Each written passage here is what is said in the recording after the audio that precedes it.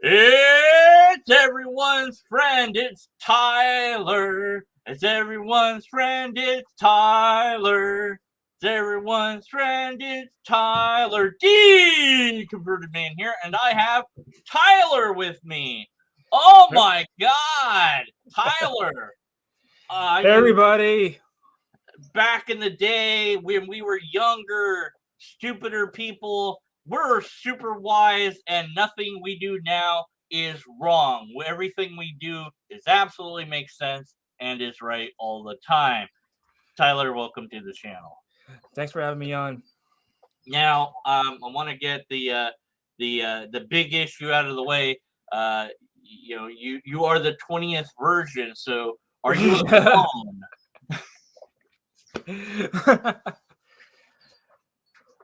What happened to 1 through 19?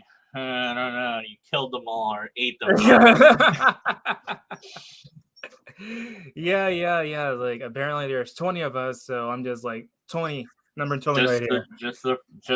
Okay. We're gonna find the symbolic nature of that and figure it out eventually. Okay, so you have a deconversion story. Of course, you have a channel, big channel, bigger than my channel. Yet you've humbled yourself to be on here. I don't know why, but we were friends or we knew each other. I don't know what we were. You're everyone's friend, so I guess you're my friend. Yeah, like by default. Friend, so yeah, because I could even make a syllogism. You're everyone's friend. I'm an everyone. Wait, I think I broke it. No, it's the other way around. Yeah. Anyways, whatever. You talk religion. You talk politics. You talk social. You talk all the things. You talk about kaiju. You talk about everything and anything under the sun, whatever comes your way, whatever enters your mind, you talk about it, and you're extraordinarily interesting. I used to watch you like all the time. I don't know what happened. I blame Google Plus. That's probably how you disappeared from my radar. But now you're back in my radar, and I enjoy your content. How did you? I want to talk about a little bit about your deconversion story because that's my main thing. Like how you got started in YouTube and all that. Did you grow up believing? What did you grow up believing? Was there a certain denomination of that and all that? Let's go over that.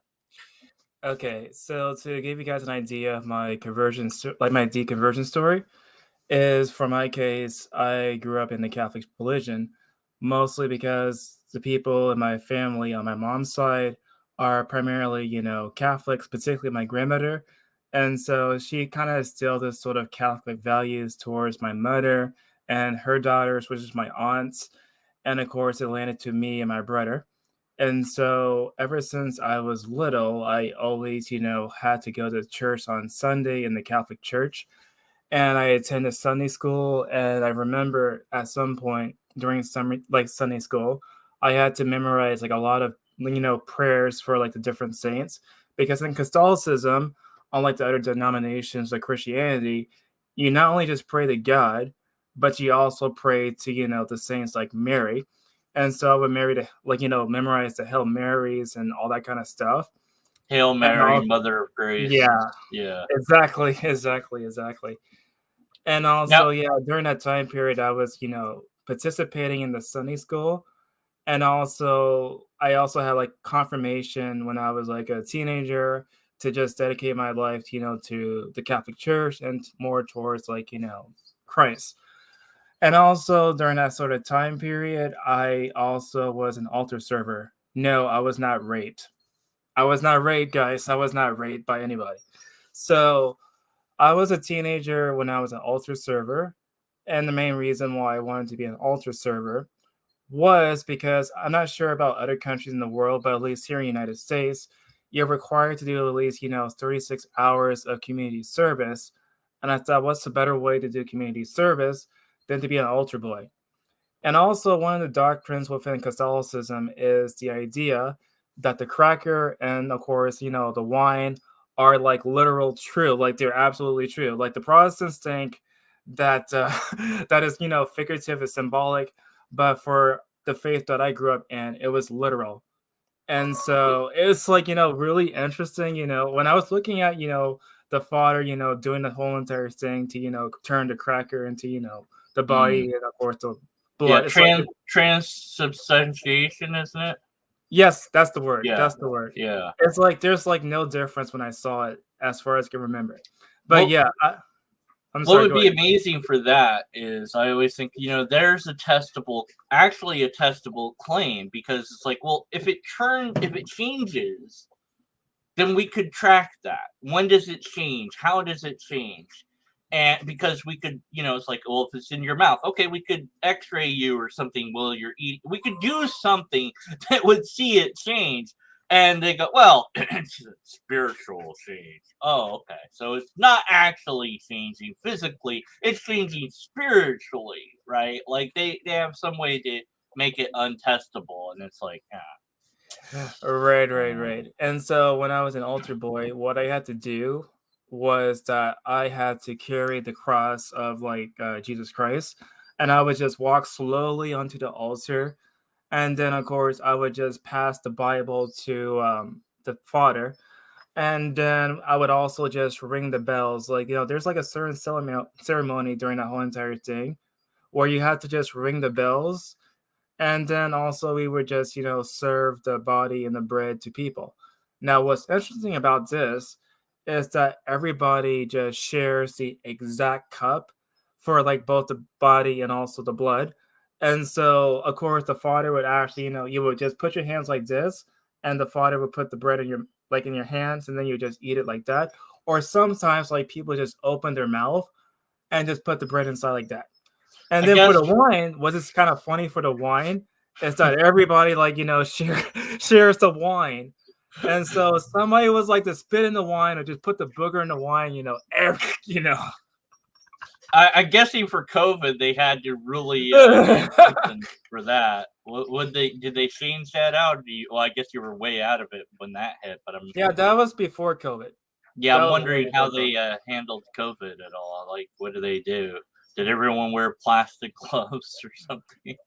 Yeah, this happened way before COVID. Yeah. So how long was it before, when did you start your deconversion, and what happened? What was the you know first event that caused you to start doubting or questioning or exploring or what have you? I think the thing that caused me to, start to question things was probably like, going onto YouTube, which kind of connects to, me going onto YouTube. Because my initial channel, I did like movie reviews. I particularly talked about the kaiju or like the anime stuff. And then I remember quite fondly watching these sort of, debates between like, the skeptics and also the creationists. And I never seen like, people who call themselves like, atheists or anything like that. Like it was like the first time that I was actually, exposed to these sort of ideas. And so I would just see like the atheists, make their points, and of course the theists making their points. And when I look at the debate, I mean, it made more sense to me, the atheist side, because like they use like the science for their argumentation. They seem to just use the logic for their argumentation. And when you look at the debates, and I'm just looking at the debates right now, a lot of the argumentations that I noticed back then and still today rely heavily on presupposition. Because more or less, like when you try to investigate a claim, it is not the right thing to presuppose a claim. Like in the field of science, what you have to do is make predictions. I predict X, Y, and Z. Let's test X, Y, and Z, and then we can make a conclusion from that. But it's like the complete opposite. And so it seemed as though when I was just watching the whole entire debates for like Christian versus atheist, like the atheist side always tend to use science, always tend to use logic. And so there was like very, little disagreements when I was like, watching these sort of videos back then. Yeah. But another fact, The go ahead. Catholic Church doesn't really do the whole Younger stuff. They're very pro evolution and all that. Yeah, that's the thing, because like I don't think I ever questioned evolution, or that I ever, question like, the Big Bang or any like I noticed like this is actually a problem with the fundamentalist sects for Protestants, because I never heard of like debates about, Noah's Ark or anything like that when I was growing up. There's like something that was like completely new. Like I didn't really think that people actually believed that Noah's Ark was actually real. Yeah. So so that's kind of a seeing that on YouTube and all that. It's like, wait, what? People believe in what? And they're on your side. Uh, Yeah, was there? the thing is for the Catholic Church when I was growing up, we didn't take the Old Testament to be serious. We took it as like analogy or like myth or a story with some history sprinkled with it. And so we mostly concentrated on the New Testament. And so that's what I was raised with. And so when I saw that kind of stuff for the first time, like, what the hell is like, why would people take this seriously, But getting back to my story about the deconversion. So I decided, of course, I like after watching the videos that I would actually, study more and more history about the Bible. And I came to the conclusion that, of course, the Bible, no matter it's like the Old or the New Testament, is to be trusted. Now, in Genesis 1, it says, in the beginning, God created the heaven and the earth, which, of course, that's the claim it makes. But in my studies, what I figured out was that the word God in like Hebrew is actually Elohim, and the word Elohim refers to like more than different gods. And so what I discovered was that, of course, behind the whole entire passage was that the context behind it was not there was just one God that created the whole entire universe, but it was like multitude of different gods that created the universe for that creation myth for Genesis. And so you would have stuff like, El, you would have Ashura, you would have, Baal, and of course you have Yahweh. And then when I went into like more research about, what exactly is this, assembly of like, the different, gods, I learned that more or less Yahweh was like a volcano god and that he was like one of the many sons of like, El and also Ashura. And that apparently, it was actually, a warrior god too. And that apparently, there was also, you guys probably talk about, the verses in Leviticus. Now, what I learned was that in the past, that for that ancient cult, that many, practitioners of Yahweh would actually just sacrifice the whole entire, the ghosts and the animals and stuff like that. And so it made like so much sense. Like, why would, this sort of God would actually be a warrior god? Why would it be like so many different gods that, be for the Bible?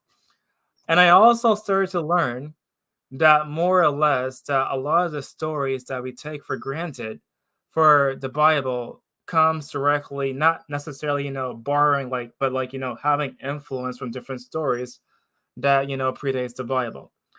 Let's take, for example, like, again, Genesis. The story that possibly may have influenced Genesis is the Aluma leash, which more or less had the same sort of sequences as like, Genesis. Or we could take at the look at the Noah's Ark story, because for Noah's Ark, it was like, the Epic of Gilgamesh and the Epic of Adaharis.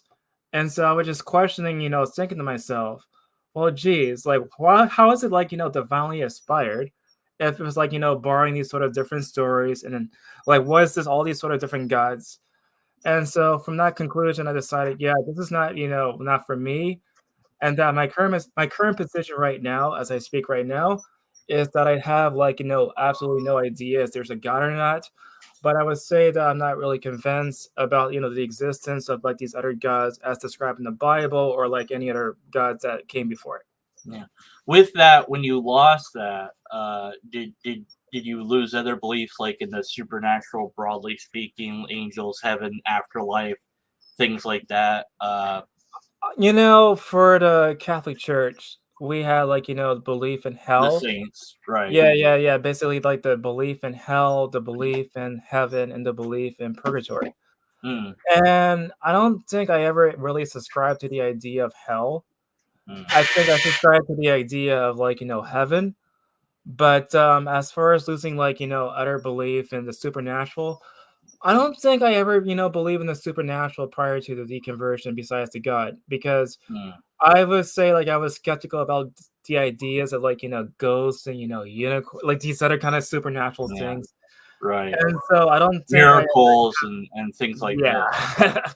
You didn't Yeah. take that stuff seriously. But what Yeah. about an afterlife?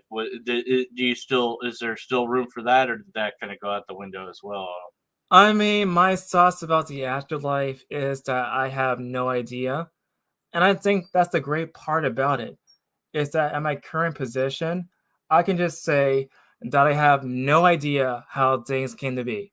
Because once you start to, presuppose, say that your idea is fact and you cannot really back it up, then I think it's like a very dishonest position. It's a personal belief.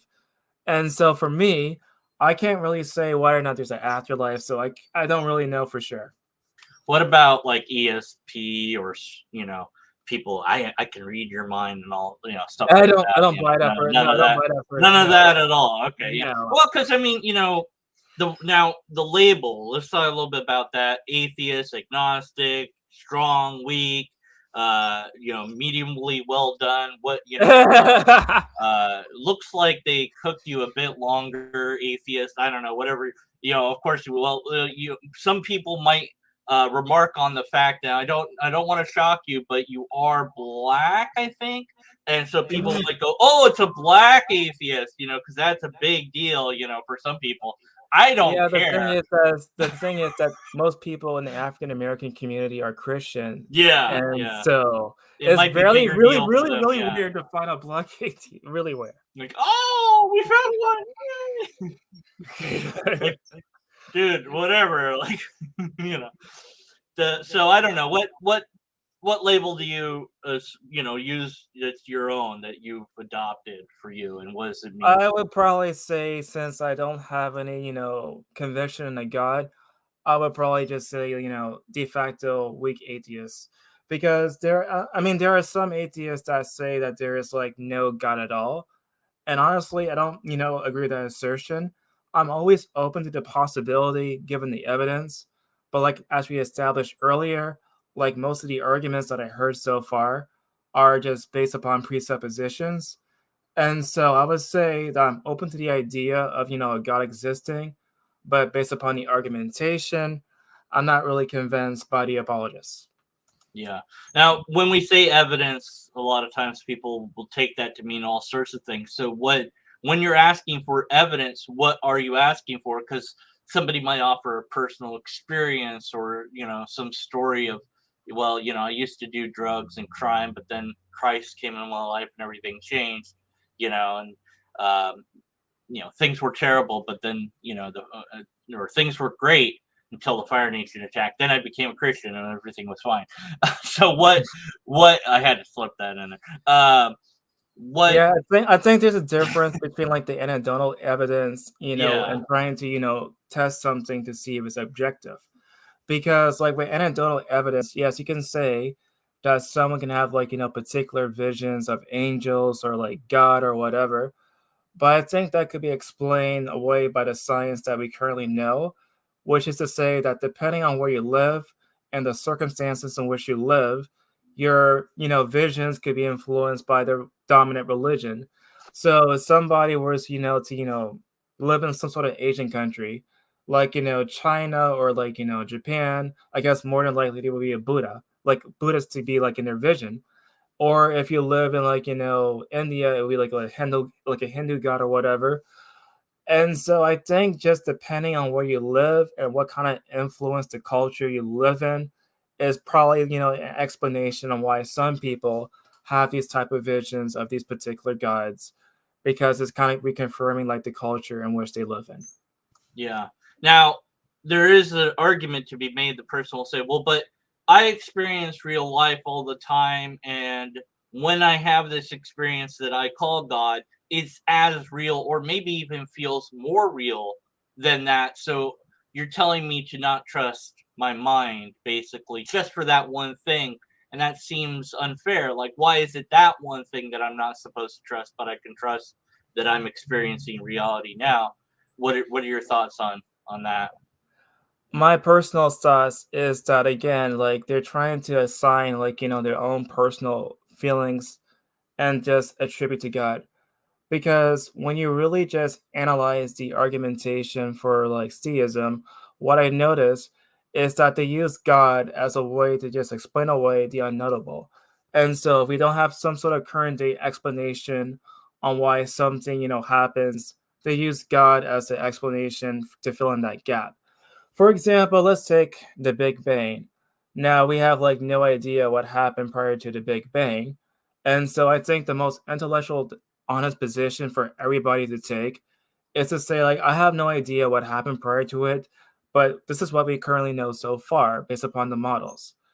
And so what they would do instead of, trying to say I don't know, they make that assertion that God is the one that created everything.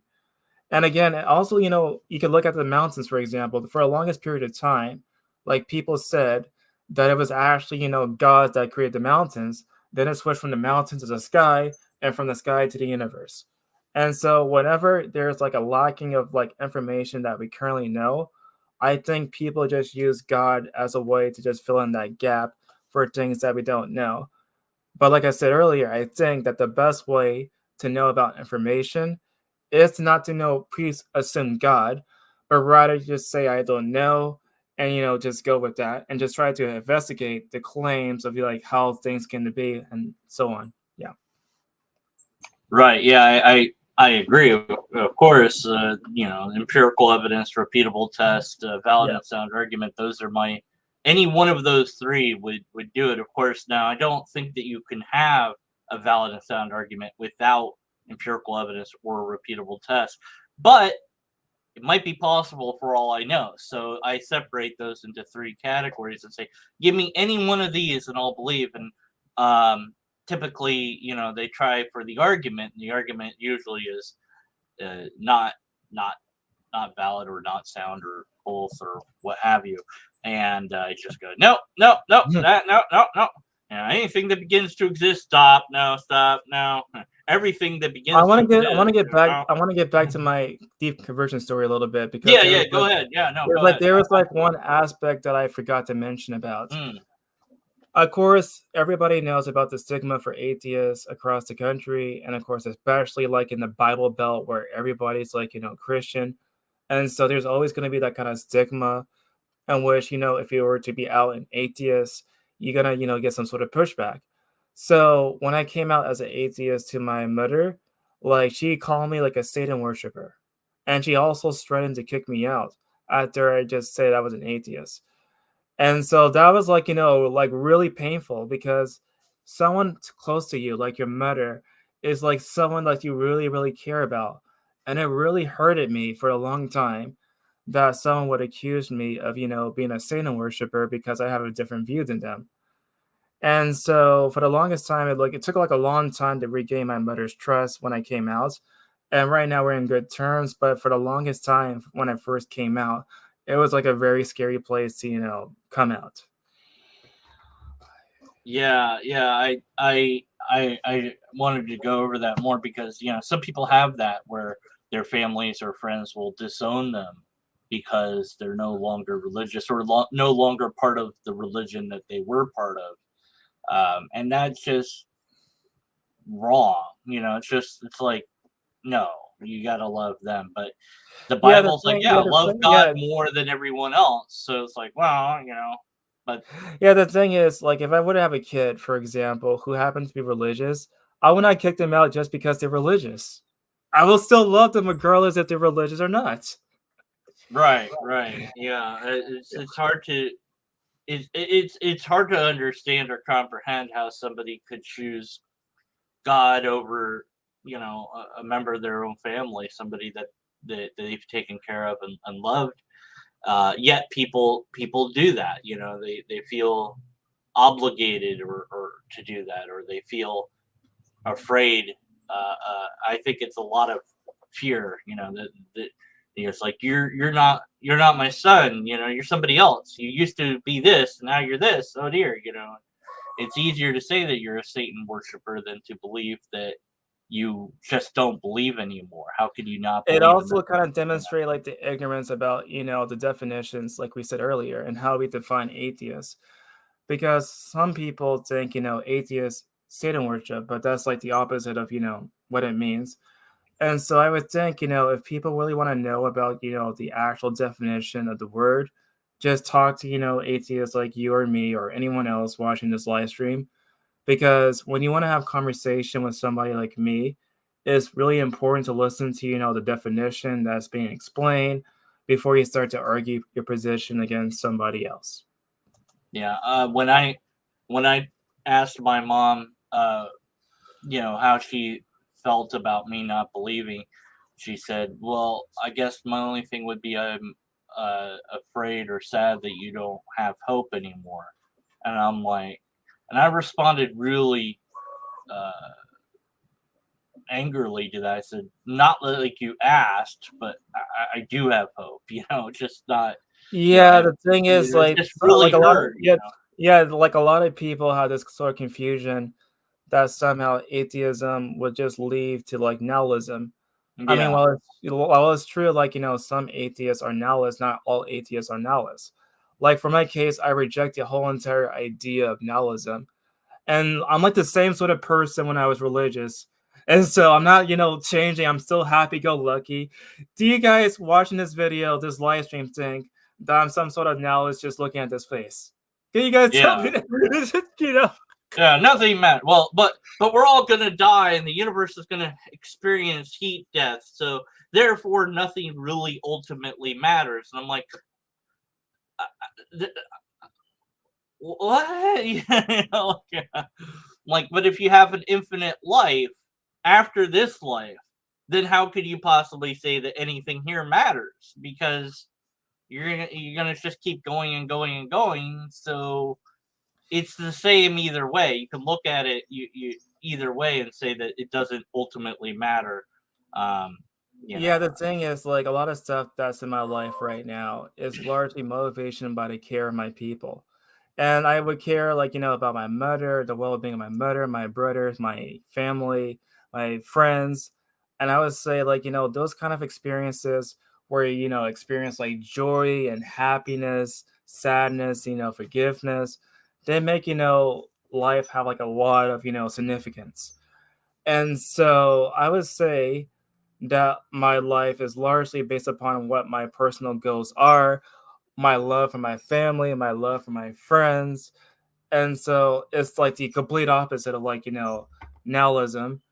And it's also kind of sad to me how, many people say, well, if you're an atheist, you don't have morality, which is crazy to me when I heard about that claim for the first time. Yeah, it's that you don't have a grounding for morals, and this comes from divine command theory ethics, that the only ethical system essentially is DCT, and all the other ethical systems don't count. There's plenty of ethical systems to choose from. And they're all those ethical systems are grounding of morality. Of course, not a lot of people know what their ethical system is, or get that deep into it. I don't think so. Usually, the moral conversation happens without the ethical thing involved, and that mystifies me. I'm like, how can you talk about one without the other? I don't get that. I subscribe to utilitarian ethics, and people are like, "Oh yeah, I can get you on that." It's like, yeah, you can, because it's not a perfect system. I have nuances of it that don't align perfectly with how it's written out and all that. And, so your ethical system is DCT. That's what it is. And it's like, they don't even know that a lot of times. Like, what's your basis? And the one guy talks like, in the Bible. It's like, so that's DCT. It's like, oh, it's like, yeah, there you go. I That's mean, all. I don't think people should just get their morality from the Bible at all, to be quite Yeah. honest. Like, I think, we should acknowledge, like, everybody, including the Christians, should just acknowledge that the Bible's morality is like its own sort of time period. And the Hmm. fact that the Bible morality is, completely different than our current day morality shows that, morality is not just a standstill, that morality gradually over a period of time, as we become more advanced for humans, we start to change stuff in details. And so for me as a black person, when I listen to, these sort of apologists, making sort of justification for slavery, that is like so crazy. You're black? What? I It's got a like, black one. Everyone, I got a black. No, okay. but yeah, like I I'm a see these, white one. Sorry. yeah, like I see these sort of like these sort of jumping jacks of like the slavery apology. Yeah. No, it wasn't actually slavery, because what it was indentured servitude. I'm like, how is that? What? That Yeah. It's not. It's better. Okay, yeah. Is it though? I mean, like, well, it's different, but it's still wrong. Like, I don't care that it's different. It's like, yes, fine, but it's still wrong, right? Like, oh, It's like the same sort of argumentations that people used in the past for black people and for the country, because mm, what they would say, well, you see, we're not really allowed to just, kill somebody. We just hit them lightly. It's like the right, same right, sort of argumentation they would use to yeah. justify crimes against black people. Yeah, and I think a lot of it earlier on was just dehumanitizing the other. Yeah. They're less than human, or they're not human, fully human, or they'd have like half a vote, or things like this. And it's just, you wonder how that happens, how slavery happens, because slavery's happened of all colors and all races over time. It's just, we're more aware of, I think, the what happened with America than we are. There have been uh, blacks that owned white slaves and things like that. Yeah, the That thing about the Yeah, thing about it though, like, when we refer to the Ten Commandments, yeah, like none of the Ten Commandments ever, condemn slavery in the slightest. And also when Jesus, talk about the Ten Commandments and like the New Testament, he never condemned it at all either. no, And matter of fact, I believe it was Paul, he said that slaves are ought to obey their master. right, And so, right. like, no part of the Bible, whether it's like the Old Testament or Hmm, like, the New Testament, ever condemns slavery in the hmm. slightest. Well, it's codified within the 613 commands that follow, that slavery is, how to deal with the slave is codified into that. I believe, I could be wrong, but well, maybe that's separate. But at any rate, there's rules on how to handle the slave, and what to do, and how to, if they're a foreign person, you can do this and that, and if they're not a foreign person, you can do that. And I'm like, well, what makes somebody foreign? They're not from your place. Okay, well, then everybody, whoever I want is important. It's like, and then they can offer their life to you, and you can put a hole in their ear, and so you pierce their ear, and it's like, yeah, but how does anyone know that you did that to them, and they didn't want you to do that? Like, how would anyone know? They'd be like, you can't change your mind. You got a piercing now. Like, no, he put it in there. I swear, I don't want to be a slave anymore. It's like, they put it in there. Come on, go back and work for them. Nobody's gonna listen, right? And so it's just terrible. But they conquered people, and they used their war god to justify that conquering of people. And part of that was, either if we don't wipe them out, then we enslave some of them, and we use them for labor, we use them to bear our children, whatever, and maybe we treat them a little bit better than other people do, because we're special. See, like Now, getting like, back to like yeah, the you guys, you treat your slaves, you kill your slave outright. See, we just hit them, but we don't hit them. We don't kill them. I mean, as long as look, you can hit them, but you can't kill them. Look, okay, so there's, you guys over there, you're not as good as us, because when we hit them, we make sure not to kill them. Oh, okay. and also getting back to the historicity of like, the Bible. Like I mentioned earlier about, how the Old Testament was borrowing some stories from like different stories in ancient Mesopotamia. Now, for the whole entire New Testament, I find it to be really shoddy too, because like if you read the book by Bart Ehrman, he's like a scholar for the New Testament. He wrote a book that was called Forge, and what we know so far is that half of the Gospels that are we know right now is on forgery, and also of course like Matthew, Mark, Luke, and John was written at least 40 years after the fact of Jesus supposedly dying. But even then, like the resurrection stories just tend to just contradict each other, because one story is like a humongous earthquake. There was like Mary Magdalene, and of course the other Mary, and then of course they found Jesus rising up. Then the next story is like just Mary Magdalene and just her finding like the spirit of Jesus again. The other story is like Mary Magdalene and Mary, the mother of Jesus, and some other guy, and of course they found like the spirit. It's like the whole stories for the resurrections are very contradictory. And also, I remember reading the study that apparently, like, Mark is of course like before the other gospels, but even then, like most of the gospels are just copies upon copies. Like they have like no sort of original copies of the text out there. And so like anything could just easily be like politically manipulated or something like that. And also, like, take for example, like, prior to the text being written down, like it was used through like oral tradition. And so sometimes through like oral tradition, like the message, could be like, completely manipulated too. Let's take, for example, like, Game of Thrones. There was this one scene where the guy was like, say, hold the door, hold the door, hold the door, hold the door, hold the door. And so it could be like that. Like, it could be like the whole entire scene for like Game of Thrones, but for Jesus. But instead of like, Jesus, it could be like something like different in comparison to that. So we have no idea, like, what Jesus actually said or did.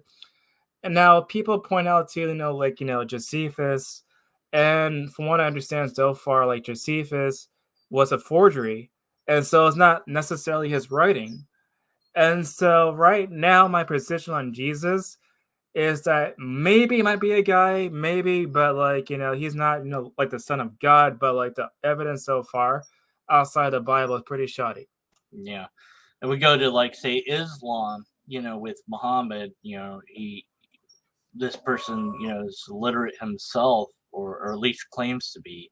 Mhm. And so he has the book written for him, or he writes some of it. It depends who you ask. He's writes some of it himself, but with help of God. I don't really know how it all, what the mythology is.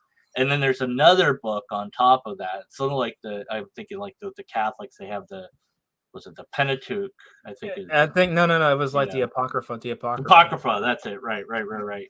And so the Catholic Bible is more fleshed out than the Yeah, Protestant it's Bible. kind of funny how that works. Like for the Protestants, it's like 66 books, but for Yeah, the Catholics, it's like 70, like 2 books because of the yeah. Apocrypha. So It's like there's the thing is, like the whole entire idea of having like different book, there. like the whole entire idea of just having like different books for like the different religions is, evidence like, is not really divinely inspired because more or less it tells me that not even among the Christians they could actually agree. Yeah, I What mean is it's canon, amazing. what is not canon. God talked to Muhammad to tell him the other gods that are down there, those are the fake gods. I'm the real God. Muhammad's like, okay, I'm gonna go tell them that their gods are fake. Hey guys, your gods are fake. I have the real God. Yeah, right. Let's chase you out of here.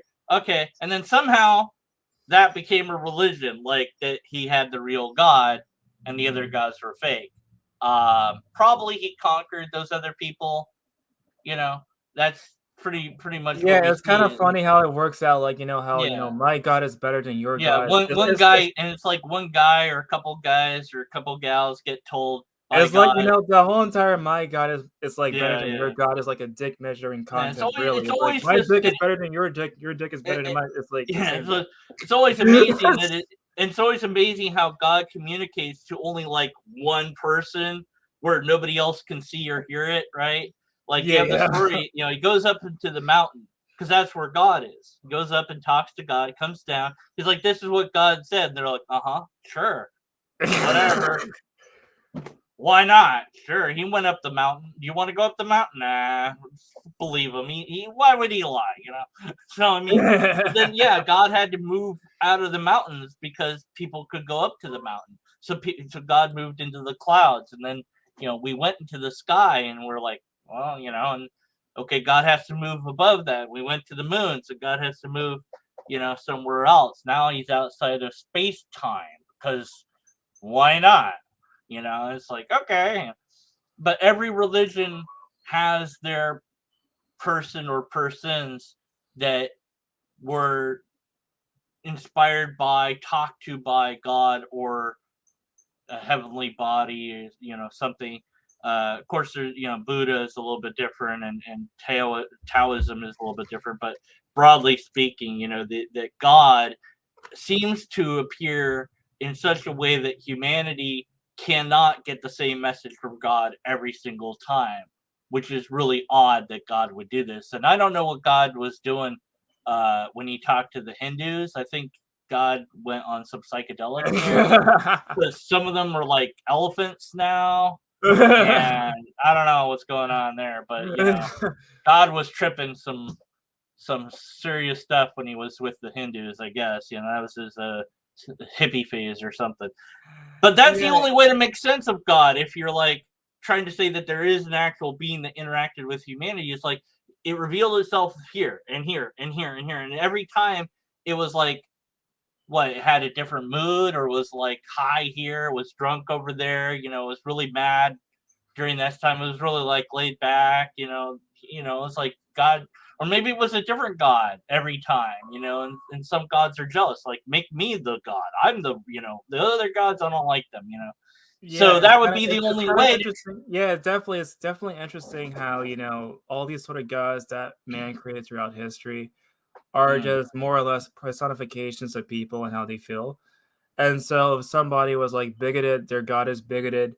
If mm-hmm, someone's kind, their god is kind, and mm-hmm, vice versa. And so right. when you really think about it, like, a lot of the gods that people created throughout history, I would say are just, personifications of how they feel and what they do and what they think. And so I feel as though like the whole idea that there's like different gods and people choosing which one, again, depends again largely on where they live and the circumstances that they're in. And like a lot of it, like I said earlier, it's like again, their own personal thoughts, some sort of special pleading on what God is like the best one for me or not, depending on what the person is. um One question I get asked every now and again is, okay, so let's say God did whatever it needed to do to prove itself to you. Let's say it's, of course, it's usually Christians, but that I get, but I go, okay, so it's Jesus. Whatever it needed to do, Jesus is God. Would you worship that God? Would you join the religion now that you know it's true? Like I said earlier, I was doing research on biblical history. And knowing what I do right now, I would say absolutely no. Because more or less, like, I would say the God of the Bible, like the Yahweh character, is probably like the most disgusting kind of God there is. It really loves like the animal sacrifice and the genocide and killing the unborn. Like, it's probably like the most bloodlusty God I could possibly imagine. But, like, even if that god was, like, real hypothetically, I still would not worship it. I would just probably just give it the finger first before I worship it, so Yeah, yeah. And then the usually the rejoinder to that sort of answer is, well, see, there you go. That's why God won't give you the evidence, because you wouldn't join it anyways. So, haha, that's why God's not giving you the evidence, because you won't love Him anyways. So there you go. And it's like, well, that was a lot of circular insanity to get to that conclusion. But I'm like, look, I'm honest. I would say if I had proof, I would go around and I would share that proof. I probably wouldn't join unless God turned out to be nice. Then I Yeah, would, but I don't the know. thing yeah, the I thing don't is know what God's like, because right, the thing is also, like, even if, like, I take for granted that there was a historical Jesus, it mm, doesn't mean he's God. It right, just right. mean, like, like, I He could could be a ascribe really nice guy. Maybe he was an alien. I don't know. Maybe he was a Yeah. Wolverine. I mean, he had regenerative powers. He was the first X-Men. I don't know. Why not? It's more plausible. It's more plausible that his genetics were such that he could take a beating and basically die, but bounce back from it. And that's just how Yeah, his I think genetics it's work. like, in the Gospels, it mentioned about the guards, but that was, like, one of the Gospels, and most of the Gospels didn't mention the guards. Yeah. So, my personal theory about the body for Jesus, maybe it's entirely possible that some person, just took the body and just ran Mhm. off with it. Yeah. Another possibility that I think so far, and I think, like, Apologia made a video about this, is the idea that they put the body in a mass grave. And because right now we have no sort of Roman records about what they did with Jesus' body. And so it might make more sense that they would probably put the body in a mass grave than, having him, resurrect from the dead. All right, Yin Yang wants to know, how do we respond to a Christian that says God always does the most wise and loving thing under the circumstances? Well, that's like a really hard question. Let's take for example Noah's Ark. Now, of course, prior to after Noah's Ark, what happened was that he mentioned the Ten Commandments that thou should not kill. And of course, he ended up killing the people in Noah's Ark, but whatever. Anyway, I would think if God is all wise and all knowing, he would not, try to, genocide the whole entire population, both the women and the men, the children, the unborn. I always think if God was all powerful, he could just snap his finger and of course just change the heart of men without having to resort to genocide. Yeah, there's all The most wise thing, the most wise thing. Yeah, just teleport them away, dude. I mean, it's just so many different possible solutions that you have to the problem that are just left out of it. It's like, well, but you don't understand, it's God, so God has some reason that you can't figure out to do it. And I'm like, no, I can figure out 20 different ways that I would do it that are way better. It's like, no, God had a reason to do it. God had a reason to do it in this bizarre, stupid way. Yes. Okay.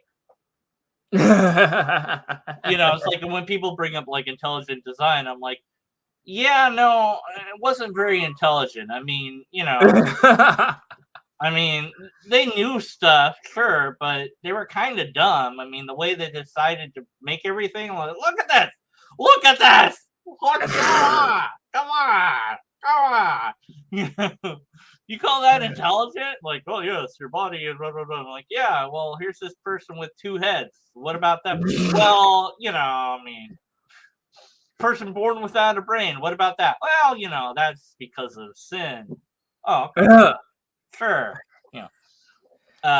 There's this one person that's a conjoined twin where her sister's head is fused into her head. So and there's another one where their heads are separate.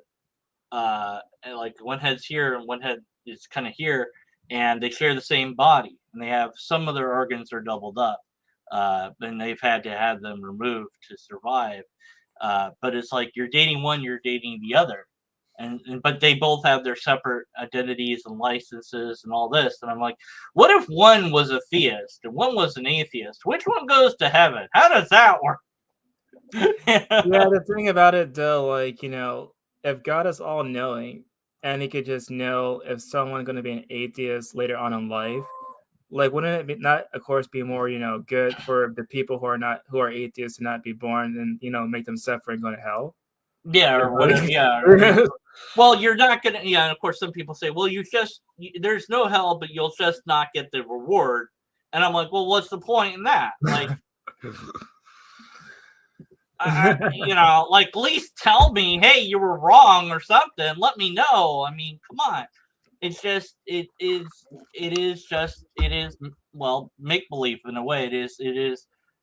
We invented this to explain reality. I think science does a much better job of explaining reality, even though it's like, well, that's weird. Like, oh, here's what an atom looks like, and it's like, okay, it's like the chart that you always look at. Yeah, don't forget about that. That's not how it looks. I'm like, oh, well, but that's how. But no, it's like this. It's like we don't know where the electron is. It's somewhere in this orbit, and I'm like, oh, okay, that's. Okay, cool. That's all right. That's how that works. What? How? What? It's like, and these things work like this. And I'm like, yeah, all right. I feel dumb, but I'm also getting knowledge. It's like I can learn anything because it's not going to change. It's not going to hurt my beliefs. My beliefs will change. You'll accept it. And yeah, you find that as a non-believer, you can learn anything, and it doesn't hurt you. Yeah, like we were saying earlier, when I was a Catholic, of course, we always kind of accepted the science. And so when I left the faith, it didn't really affect my, thoughts about the science. But I feel as though that it's kind of sad that there are so many fundamental sects out there for Christianity that teaches that Noah's Ark is real, that the whole entire book of Genesis is true. And so I think, the best way to just, besides telling the scientific evidence for like, how this is impossible, is also to have some sort of humility for like the conversation. And I think that, of course, people need to know the attention to the authors and also learn about the biblical hermeneutics and just learn the context of the story, study the history, and then you can make your own personal analysis for it. Because just looking at the stuff and just taking it at face value is not the best way to go. So just question like everything in the Bible, page by page, do your own analysis, your own research, and come up with your own personal conclusion. Then, to say this is completely literal. Yeah, yeah. Well, I had the guy before here. Before I talked to you, it was actually I talked to myself. It was really interesting. Talked to the deconverted man versus deconverted man. It was great.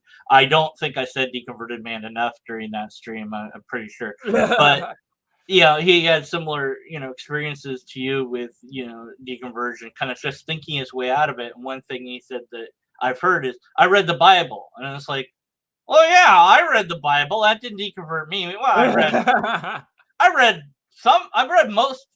Like, okay, I didn't read the whole Bible. Like, I read some of the. I read, got to the who begot who part. I skipped that because that was boring. And that's the other thing. Like, it's so boring. What when the book inspired by God or written by God. It's never written by God, which is weird. Wouldn't the book that God helped write or did write, wouldn't it be like the most amazing book in the world? Like it'd be like, oh yes, this is here's how quantum physics works, and it'd be like it would explain it perfectly, and it would be not only interesting, but it would also be like it would like you wouldn't be able to put it down because it was so alluring and well written, and there'd be great drawings, and but that's not how any of the holy books work. They're all just kind of like dull. They're boring. It's like, this is boring. The thing is, like, there are like very select stories in the Bible that I do like. I Yeah, remember like when I was a kid, like my favorite story of all time in the Bible was actually Noah and the giant whale. When I was a yeah. kid, I also watched Jonah, like like Jonah, when I was a kid, I also watched this program that was called Veggietales. And so when I saw like they were gonna do like a Noah, like like Jonah and the giant whale, like I just could not wait to see that movie. It's like, oh my god, we're gonna see a real life Jonah and the giant whale. yeah. But like I said, like you were saying, like I don't think even like the Bible, if you were to just read from the Bible directly towards kids, I don't think it's that really appropriate either. No, It's no. just, And then take joy in bashing their heads against the rocks. Yeah. Yeah, I don't remember that. I remember, I can't remember the show's name now, but there was like, oh no, Superbook. That's what it was. And they had all the biblical stories, but that's it. They focus on the nice stories. They don't, Wait a second. Hold on. I'm gonna show you my Bible when I was a kid. Yeah, Hold yeah, on. yeah. Go ahead. All right, he's gone. Let's talk about him now.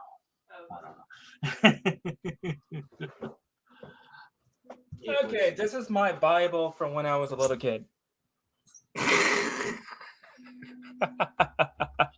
Yeah, so they actually do cherry pick the nice stories. Yeah, and just put it like in a child's Bible. So yeah. So tell them, nice, the Noah's Ark, all the animal, the giraffes, the two giraffes, they're poking their heads up, they're smiling, Yeah. right? And they're all chilled, and they're like, "Yay, we survived the flood." You don't see dead bodies floating around, Oh man. Okay, so let's majorly shift some gears. Now we're gonna lose all the viewers, I'm sure.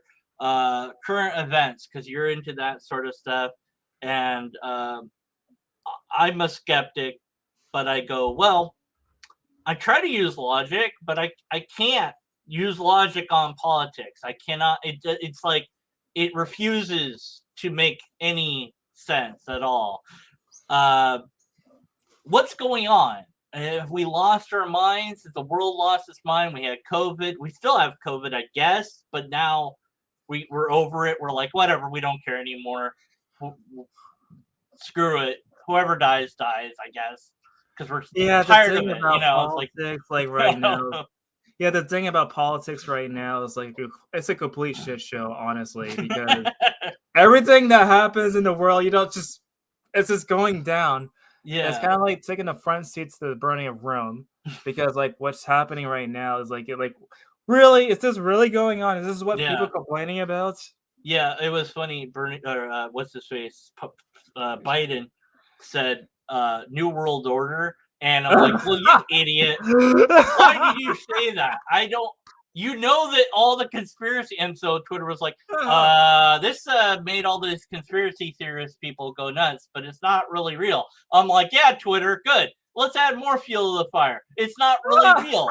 Brilliant. You've made them believe it's really real now by saying it's not really real. Let's put a thing on YouTube that says everything's fine.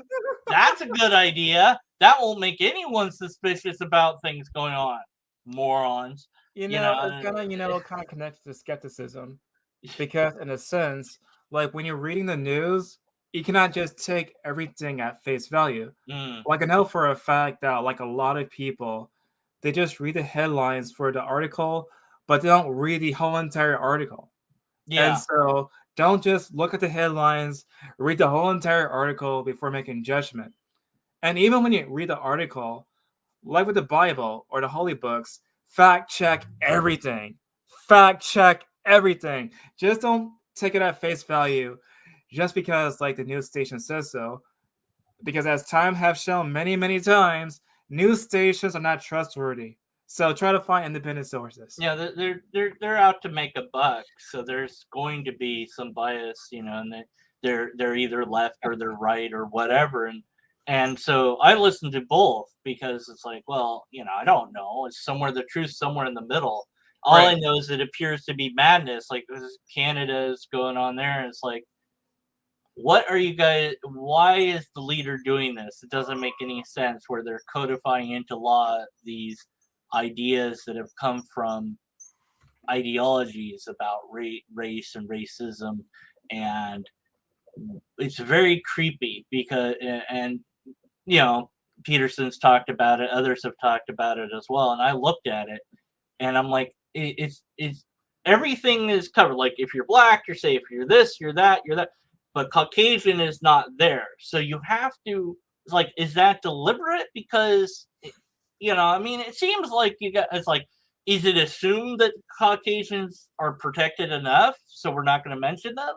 I think And the idea of it's this like, comes the idea of that seems to come directly from like intersectionality. yeah, Now yeah, the yeah, the idea of intersectionality just came directly from the 1970s from a person named Kimberly Kremstrong, and more or less like it has this sort of playing field where like the people are like oppressed the most, like for example the blacks or like anyone else that's lower than the white man, they're like the most oppressed, and of course the white man just happens to be oppressor.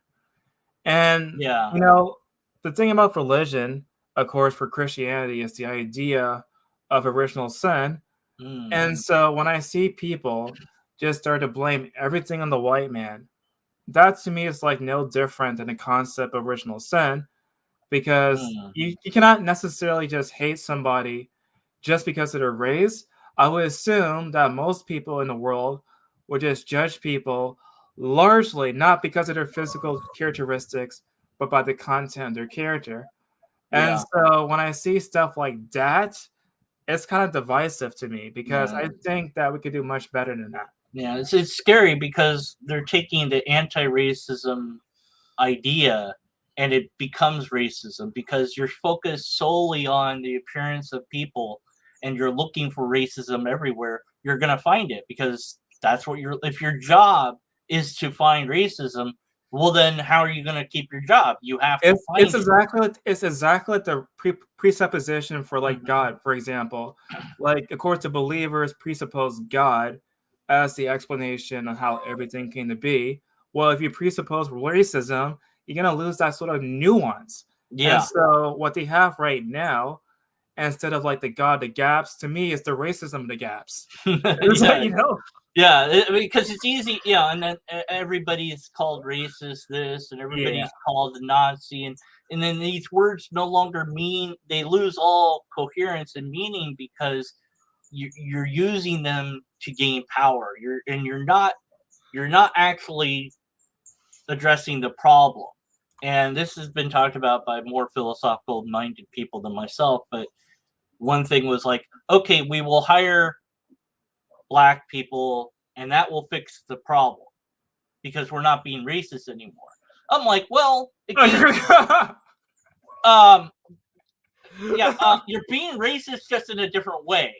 It's like, well, no, because we're fixing the past, because in the past people wouldn't hire black people, so now we're only hiring black people. And I'm like, why don't we just make all the white people slaves? Let's just do that for like a while, and then that will fix it, right? Like, we'll be slaves for however many years the black people were slaves, right? We'll just have all the white people be that, and then we'll all be even, right? Yeah, the thing Is about that that, what you want? And I think some people, like, they want everything to be nice and even. I'm like, the past, like, that we're done. That I'm not responsible for that. That wasn't me. I wasn't there.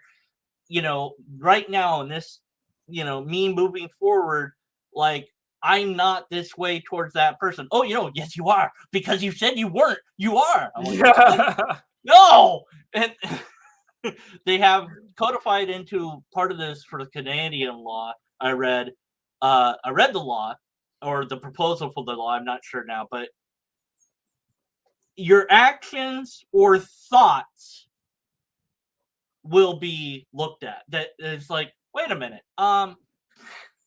You can't look. The action part, sure.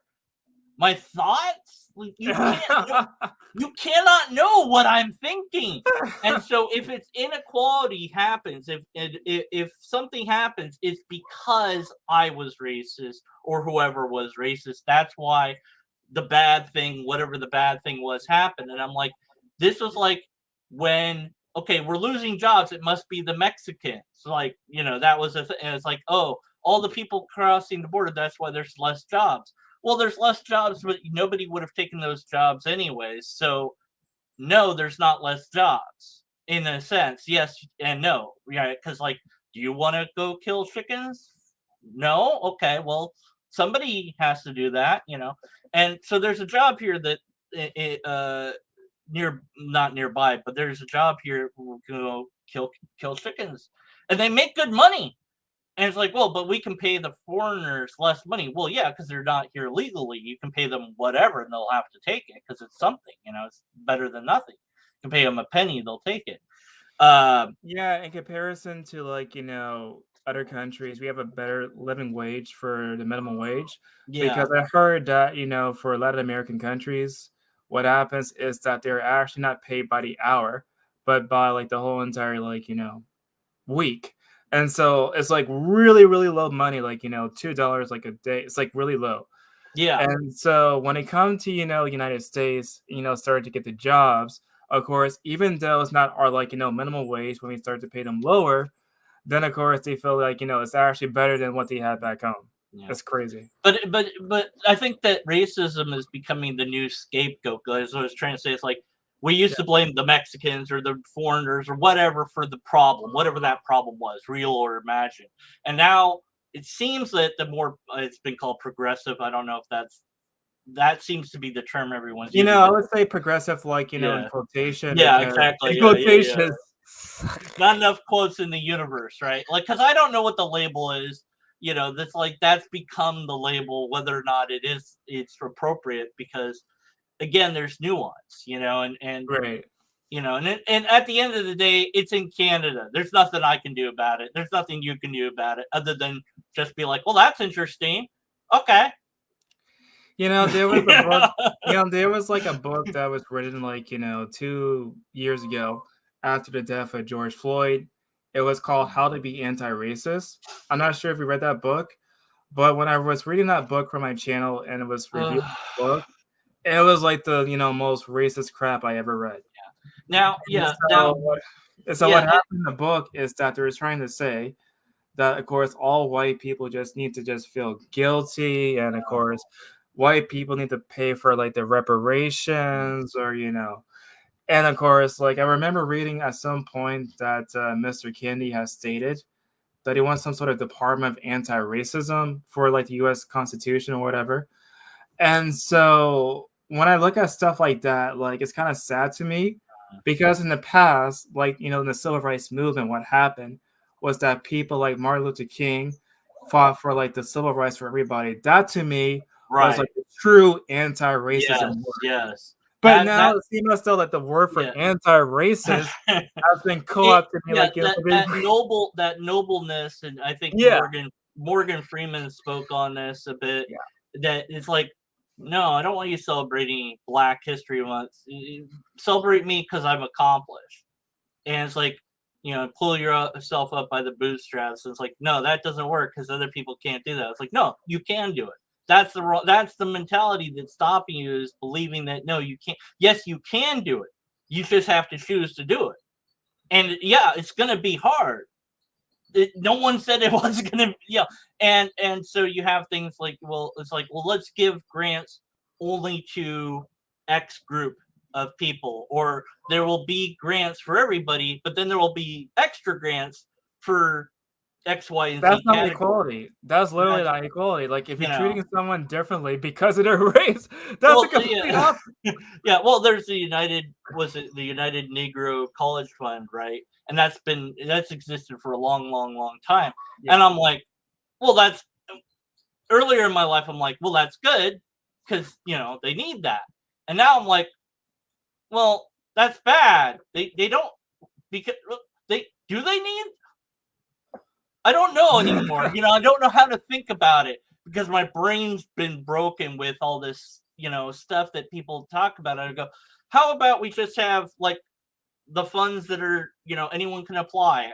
What was wrong with that? I don't know, I but think like a lot of this stuff also, has to do with, the amplification of social media. Because in the past, when I was growing up, like social media was not a humongous thing. yeah, yeah, that And changed a lot of so, things. like, when you see, like, the negative news, like, it's a constant cycle, like, not Mm, just in a news station, but also on social media. And of course, people nowadays are just using their cell phones. And so, more people becoming more and more antisocial. And so, I always think that because of the fluctuation of bad news, it just mm, gives people the wrong impression about what's going on. And because all of it's like really an illusion, because I think right now in this current year, I mean, let's just forget about COVID for 1 second. Like in the current year, we're living way better in right. comparison to like the ancestors that had to deal with like a lot of crap. Well, We're in a even with time period. COVID, even with that Yeah, fear, and I think a lot of people did look at that and were just scared out of their minds. I was worried, but I was like, whatever. It's either I'm going to die or not. Whatever. Nothing has changed for me, really. That seems like the life, and right. I don't know that we reacted to it in a way that made sense. I don't have but I don't know a better way that we could have. But that's, again, it's kind of like, if I was in charge, I would know what to do, kind of idea. And it's like, Yeah, the thing no, about it, no, like people need to, like for politicians like to be in charge, like they are. yeah, It's like they don't know I what they're cannot do it doing. myself either. So Yeah, they don't know what they're doing. I would be honest. I'd be like, I don't know what I'm doing, so I'm just going to get people that do know what they're doing in here. Let's get the experts in. Like, I would want to rate, like, do it like the movie Idiocracy, where the smartest person on the planet, that's who's in charge. Let's do that. Let's just do that. Why not? Like, oh, everyone takes this test after, like, I don't know, 12th grade or whatever. And it's like, whoever scores the highest, that's who's in charge. And they don't get a say. They have to be in charge. That's your job now. It's like, I don't want to. Too bad. You're smart. You're in yeah, charge. and also one thing that's also like really crazy to me is that not even our media is like free from politics. Like No, the no. movies nowadays like have some sort of political messaging, Yeah, the movies, and of it's course, saturated there. and the Right, video right, games right. have the political message. Like everything of entertainment has some sort of political messaging. Yeah, yeah. It Like feels I like don't. that. Yeah, yeah. Like the thing is, I said how, because we were talking about woke and all that word woke, yeah. whatever that means. And it was like, because we were talking about Star Trek Picard, and I'm like, it's not woke because you can tell when something is woke. The writing sucks. That's when it's woke. Okay, like you go the female Ghostbusters. That was woke. How do we know? Because the writing sucked. That's how you know. Like, Yeah. like because they're like, let's have women do this thing, but let's write it as crappily as can be, and then we'll pretend like it's fine because, and that everyone that says anything bad about it is just saying that because they're women. No, you wrote some crap, and then you're using the fact that it's women to defend your crap. That's still crap. I don't care who was in it. It was just bad. You wrote something bad. Yeah, the thing about That's like, it. the thing about representation for me is Yeah. that like I believe that representation is not a bad thing. But I No, think that no. but the thing is though, like there's a clear difference to me between like, organic representation Right. and just, forced Yeah. representation. Like Bec- Othello would be great to see that like in a movie, to see Othello movie format, because it's been a play for a long time, and somebody could do it right. I'm not sure. Maybe what's the guy's name that did Get Out? Appeal. Yeah. Yeah, maybe he could do it. Okay, I don't know, but you just do that. And that's it. And you just the character drives the story, and then you go, okay, well, we want representation, whatever that means to you. Then you go, okay, then you find the story for that. You don't go, well, we're just going to have the same story like they do. People are complaining with Lord of the Rings. I don't really care about Lord of the Rings, but they're like, well, the new Lord of the Rings series has all black elves and purple munchkins and whatever else they got going on. I don't know. And people are like, yeah, they're gay and they're lesbians and I'm like, no, that's not how that world works. But okay, whatever. I can't stop you from. I don't care. Is it good? Is the show good? That's all that matters to me. It's not going to be good because I'm just predicting it's going to be woke, and I'm calling it that Yeah, because the the show thing is sucks. though, Yeah, like a lot of these yeah, shows and but movies just like they just tend to just, focus yeah, it's more like tokenism like because they could just replace like a yeah, pre-established character and then just make them like black or like a woman. yeah. It Like I doesn't make remember any. at some point they were gonna do the same for James Bond. They're gonna replace like James Bond to Yeah, be a with woman. he was going to be a black woman. Well, she Yeah. had the last James Bond movie. I think had a. I didn't watch it because I don't. I stopped watching the original James Bond movies. Those were good enough for me, and I didn't like the newer ones. But whatever. Right. And even those I don't even like that much. It's just kind of like you watch it because it's a thing to watch, right? But yeah, they had another character called 007 who was a black woman, and it's like, okay, why? Why isn't it 008 or 00 whatever? I mean, why? Because okay, all right. Mhm. And it's like, I don't understand that. It's like have it be their own character because that's more interesting. Yeah, and One, also it kinda yeah, just feels very lazy too because to me, like, when you write a character, if it has to be a minority, the story must be yeah. original, the Well, they character must be original, and so I think the best way to have representation is not to just, replace the pre-established characters. Make your own character, film your own movie, yeah. and have that kind of representation Yeah, that way. yeah, and there's all sorts of ideas out there. I mean, there's millions. I mean, get some. People let people write in and come up with some ideas or whatever. I mean, why not? I'm okay with like if they want to do like an alternate universe Superman that happens to be black or whatever. I'd be like, yeah, that's fine, whatever. But it's an alternate universe, and you have to Right. say that because Superman's been white. Well, they have one where he was raised in Russia, like Red Sun. It was like called, so call it Black Sun, whatever. I don't know what. The Hood Superman. I don't know, but I'm like, well, they already did that. It was what was No, it? no, no, Hitch no, no, no, or call him, like, the solar eclipse or whatever. the Solar Eclipse. I'm the Dark Knight. You're a black guy, black Batman. No, it's black man. So whatever. I don't know. Yeah, well, man, I've gotten myself canceled now. But yeah, like Avatar, the movie, the Last Airbender Like that was a complete. Well, it was a crap. That wouldn't call that one woke. That one was just broken.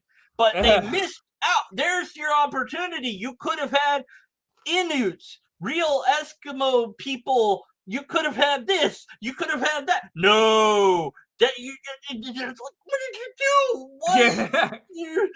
So that could be redone. And they were talking about doing like Netflix live action version of Avatar, using people like get people that look like the anime characters, please. Get the real. You'll find someone that can act, that looks right for the part. Don't put a white guy as Aang, because he's not white.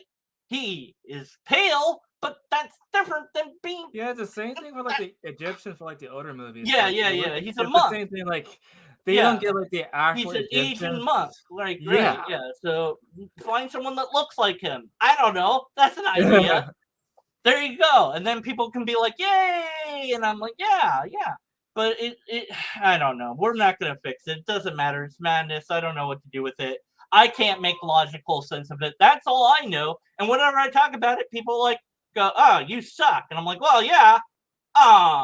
But I have a black friend, so I can't be racist now. So that's well, yes, I can still be racist. I don't know what it means to be like and that's the other thing, like you can be racist in one moment, but you're not. That doesn't define you for the rest of it shouldn't define you for the rest of your life. Like it's like you said something bad to somebody, and the thing that you said bad was also racist, and that's bad. Okay, I don't know that it makes it greater bad. Like, okay, I could call someone a poopy head. That's pretty bad. I could call him a shithead. That's worse. I could call him the beep, beep, beep. Oh, that's racist on top. So that's worse. Like, no, it's all bad. Okay, let's not rank. Like the S tier ranking. We could. Maybe you could do that. I don't think I could get away with it. Yeah, the thing is, like a lot of people on social media, when they make like these sort of tweets that are kind of edgy, like it goes back to bite them in the butt. Yeah. And honestly, like you were saying earlier, I agree. Like, people are not the same forever. And so their personal viewpoints about a certain group of people change like over a period of time. Yeah. And so I don't think, of course, like trying to just shut them down is a good thing. I remember like there was this controversy for like Dave Chappelle because he like did some sort of special and it was like making fun of like, transgender people. Yeah. And I'm just thinking to myself, well, yes, like everybody's like the target for joke. I mean, granted, you may not like the joke, but like anything is not off the table for jokes because they're just jokes. Yeah, he made a point during that because I watched that special. He made this long story that wasn't funny or humorous, explaining his friendship to this person before he led up to the event. And he said, my friend, she went up to the roof and jumped off, and I kept thinking, man, that takes balls to do that. And that they would have loved that joke because, they were born a man, biologically a man, but, they're trans woman or whatever. I guess they really did kill themselves, which is very tragic. And something went wrong in their head to get them to that place because we accept that. I accept you, whoever you are, for as you are, flaws and all, whatever differences. I don't know. The language thing, I don't understand it. I've tried in the past to try to make better sense of the language thing because the thing about that's the pronouns. Like the thing about the pronouns for me is like like for example, I don't mind using she, her, or him, like he, him, whatever. Yeah. But when it goes down to like the Tumblr stuff, like zim, zipperty, doodah, they, them, whatever. It's like no, I'm not whatever. I mean, okay, that's your thing. I don't know. I don't get it, but I think it's a phase. I think people will get past that. Possibly, I could be wrong. I don't know. But yeah, the thing is, like, when you get offended, like people get offended or they get offended on others' behalf. And I was like, yeah, you know what's a bit amazing? I'm going to tell everybody something amazing. When you get upset, the world continues to spin. It's just like nobody cares that you're upset. So let's just not. like like There's like Roseanne. a direct quotation Yeah, from like Christopher Hitchens. He said the exact same thing. Like he said, "So fucking what?"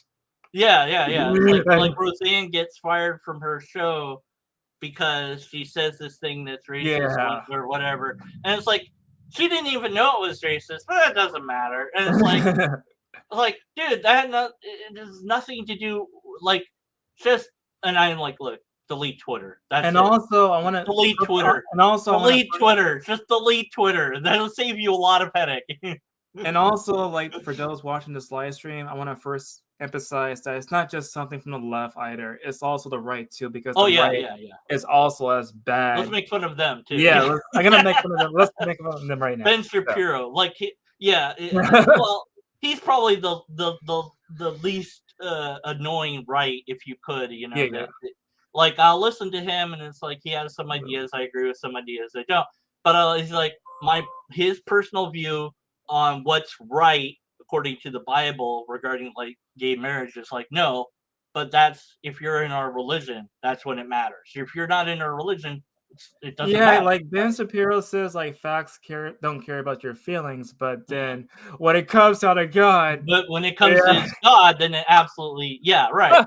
But he does at least separate. He'll say, like, what I believe theologically is gays shouldn't be together, but socially, I want the government to stay out of it. I'm like, okay, I can agree with that, because you just want the government to leave it alone, and that's the same outcome I want. I want the government to leave us all alone, be there when we need you, whenever that is, but otherwise not, leave us alone. There was this bill that was done in Oklahoma it's gonna be, I guess, passed. I'm not sure it's gonna be passed right now, but more or less it said that in Oklahoma that students have like religious freedom to sue the teachers. So anything that goes contrary to the beliefs of the students, they can actually sue it. For example, if somebody was teaching evolution and there was like a creationist in classroom, they could just sue the scientists for teaching evolution.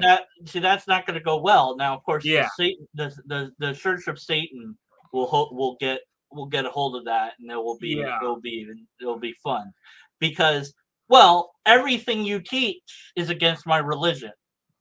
That's it. Well, what's your religion? Lobsterist. Really? What are the teachings of lobsterism? Everything that you teach is against my religion. That's what it says right here. See, it's I added it to the book later, but it's there, Yeah. There you go. Now what? And you're like, well, you owe me $1 million. That's it, How do I get, I mean, because that's what you will see, because that's too far the other way. We want the state to stay out of religion stuff, because you can't represent every religion and non-religion. It's impossible to do. You allow that to the town square, you're like, okay, we'll have the cross up. Okay, we'll have the Star of David up. All right, we're gonna have the statue of Medusa up, and the statue of Satan up, and the naked statue of Venus, and and then I've got my lobster guy out there, and he's like, he's going, I'm like, my God is really big, so I need him to be bigger than everyone else's, okay, and then the thing is crowded, it's just ridiculous. So it's like, no, how about just no to all of it?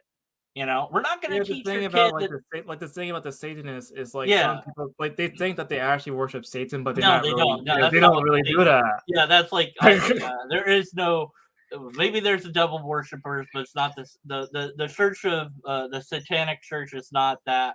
But they use that political leverage that they have as an established religion to go in and say, okay, you guys want to say this in Ohio? Well, guess what? We're gonna have you sue everything, because we're gonna just say everything is against our religion, and we'll just add it in because we can, and you can't tell us that we can't. So we got to keep religion stuff out of the government. That's clear. I mean, Texas did that with, well, we want our sheriff cars to say, in God we trust, because it says that on the bill. And I'm like, no. And also, maybe we should get it off the dollar bill. But then again, maybe it's like this whole entire stuff about, like, the separation of church and state. Like, more or less, like, people claim that the United States is a Christian nation, but if they look at the freaking documentations that were done by the founding fathers like Thomas Jefferson, they would know that he actually argued against, of course, like this mixture of church and state. And also, like, when it comes down to stuff like, in God we trust and our money, I think, of course, like not many people know this, but like, during the Red Scare, of course, many people, were afraid of communists and called like every single thing just communist. And so, wait a second, 1 second, that's my cat. Give me 1 moment. Yeah, all right. That's my cat. Yeah, he's gotta go eat his cat now. All right, what else do you want me to talk about in the chat? Let me know. We will bring it up. Tyler will discuss it because he will talk about anything. All right, great. I was telling everybody to suggest ideas because we will talk about whatever. We don't, I don't care anymore. Whatever. I'm immune.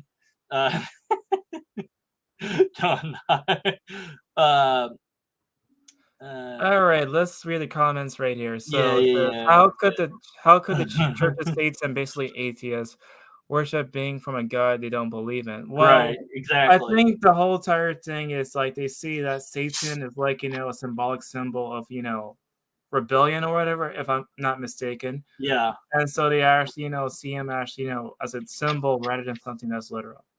Yeah. Yeah. I like the what was it that he said? Oh, where was it? The opposite of principle and charity is Socratic method, Twitter. Yeah.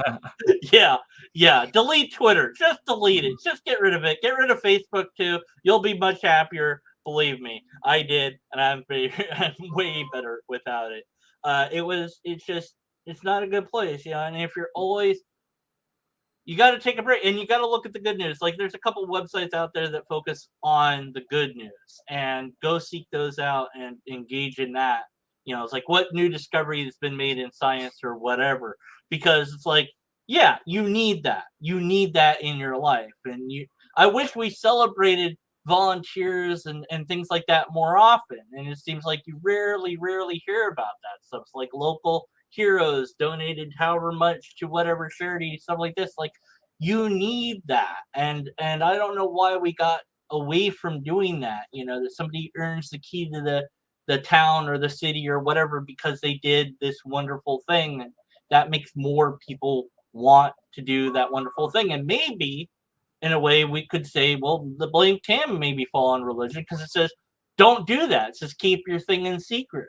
Right. Well, but I think that's part of it. I also think that they saw that bad news sells, and they didn't see good news sells. They haven't tried it, so we don't know if good news sells or not. Maybe it sells better, but nobody's tried it. Right. Yeah, like every single time I just look at the news, it's like killing, shooting, repeat, killing, shooting, repeat, war. And so, like, I would think, people should just turn off the news sometimes and just walk outside.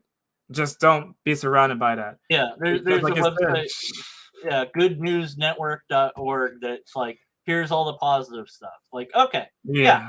I was like, more of that, please. I want to see that on, not that I watch TV, but it would be good to have something like that on network TV. But again, I'm not in charge of such things. Okay, Tyler, we've talked about everything. We've talked about race. We've talked about religion. What things have we not possibly offended somebody about that we haven't talked about yet? Or should we just end it now before we're both completely killed? Let's end it now before we get canceled. All right, probably a good idea. There's more. We're going to talk about the N-word. No. No.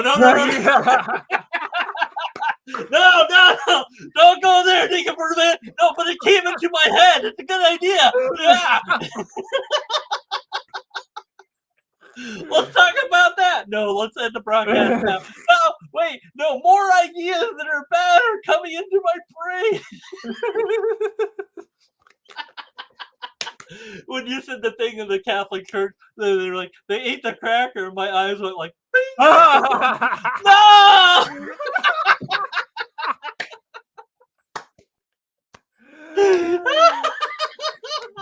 Oh, it's funny because it's wrong. Okay, anyways.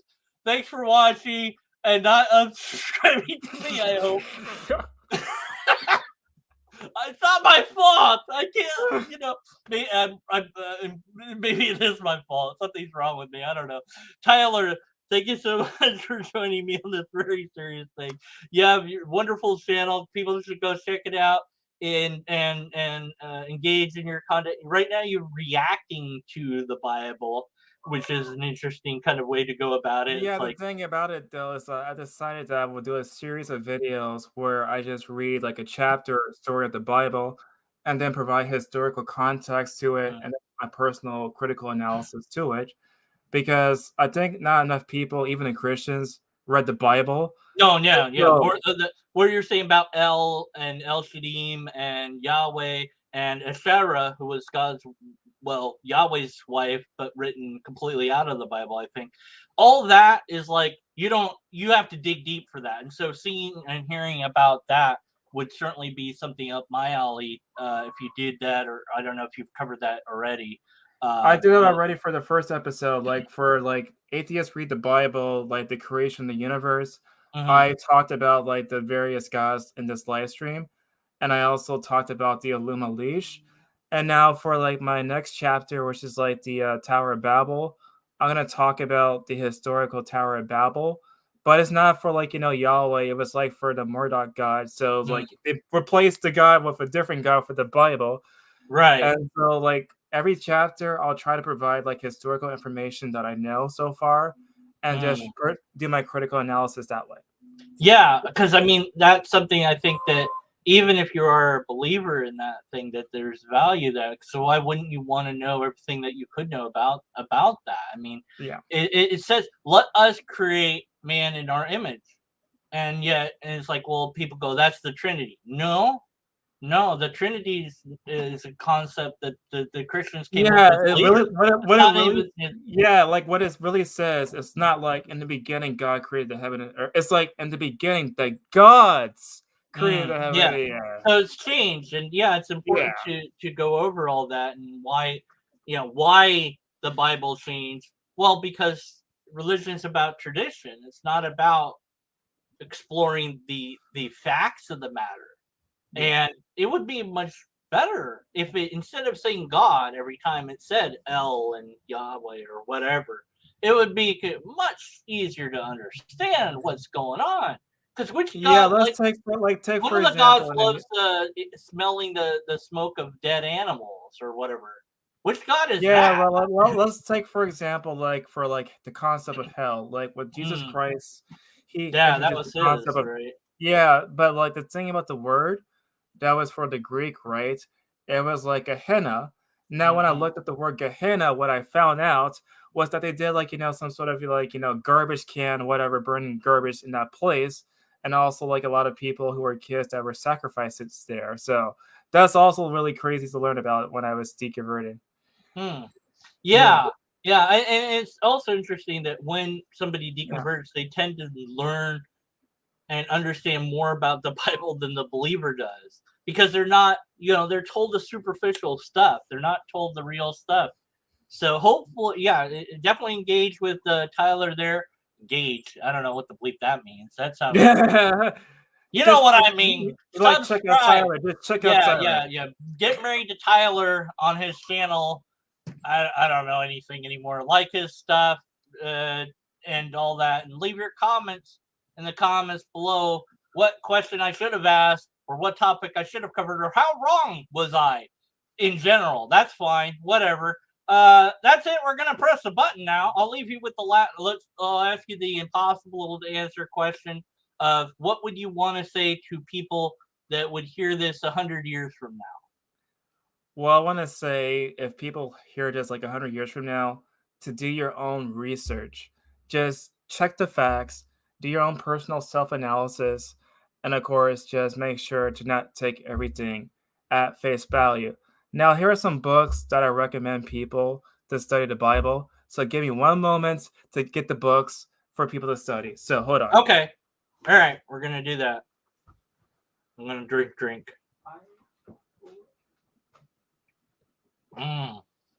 That's some good root beer right there. That's what I'm drinking. All right. I'm feeling So, better. so the first book I recommend to study the Bible for those listening to this 100 years from now.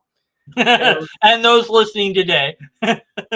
is like the stories of ancient Canaanites. Like you would know like the gods that are, hidden in the Bible by like reading this book. I highly recommend this book. I also recommend the book that is called A History of God. That's like where I learned about like, the Yahweh character and how the books were formatted. So I recommend this book. And of course, this other book that's like the early history of God. I also recommend this book. So yeah, do your own research. All right. I like that. Thank you so much, Tyler. This has been a lot of fun. Hopefully we can do that again.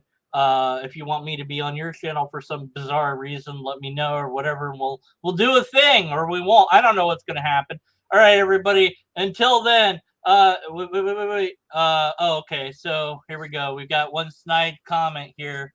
There you go. So there's your question.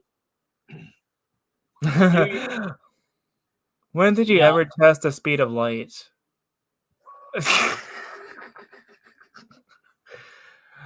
I mean, is that a trick question? No, well, he's saying do your own research, but you haven't done that, so you don't really know the speed of light then because you haven't done your research. I mean, yeah, okay, fair enough. Not sure what that. I mean, yeah, okay, so you do your own research is still a good idea, even if Tyler hasn't researched everything that there is to research. Yeah, the thing is though, when you do your research, make sure there's always citation, like a bibliography, to know where you could like search the information. And so if somebody wanted to know about the speed of light, they could go to the paper and look for the citation and the testing and whatnot. Yeah. So now, if you wanted to test the speed of light, I don't even know how I would set about it. So I'd have to learn how to construct something that would do that. And so that would be then my research to do that. If I indeed wanted to know the speed of light for myself, rather than rely on what science has already said on the matter. I don't, but it's a good methodology to follow if you really wanted to go extreme in that route and not be charitable by what you meant by do your own research. Okay, there's like one more final question I'm going to answer, and then we could. Yeah. Okay. Yeah. So the last question I'm going to answer is: when did you learn like Greek, Hebrew, and Aramaic? I don't know these languages. The only languages that I know is like English, and I speak Spanish with my girlfriend. That's the only languages I know. Yeah. So okay, thank you, Tyler, and yeah. All right. A little bit of a down. We got to end with an up. We can't end with a down. What was the thing that I said last time that was really stupid that I shouldn't end on? I don't know. Yeah. Oh wait, we were gonna uncover the secrets of reality. Yes, and I believe the equation that you had